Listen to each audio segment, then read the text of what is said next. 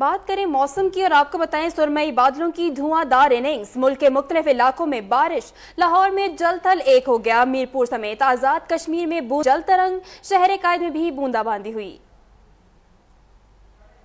आपको अपडेट करते चले सुरमई बादलों की धुआंधार इनिंग्स। मुल्क के मुख्तलिफ इलाकों में बारिश। लाहौर में जल थल एक हो गया। मीरपुर समेत आजाद कश्मीर में बूंदों की जल तरंग। शहर कायद में भी बूंदाबांदी हुई। आपको अपडेट करते चले सुरमई बादलों की धुआंधार इनिंग्स। मुल्क के मुख्तलिफ इलाकों में बारिश।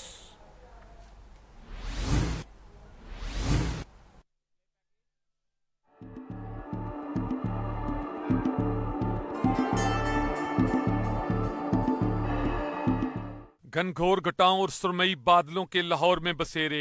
कहीं रिमझिम और कहीं मूसलाधार अब्रे करम से हबस और गर्मी की छुट्टी हो गई। रिमझिम फुहार और ठंडी हवाओं की बाहों में बाहें डालकर आमद ने मौसम को सुहाना बना दिया। रावलपिंडी, गुजरांवाला, लाहौर डिवीजन, कश्मीर और इस्लामाबाद में चंद मुकामात पर तेज हवाओं और गरज चमक के साथ बारिश हुई। ताहम मुल्क के बेशतर इलाकों में मौसम गर्म और मरतूब रहा।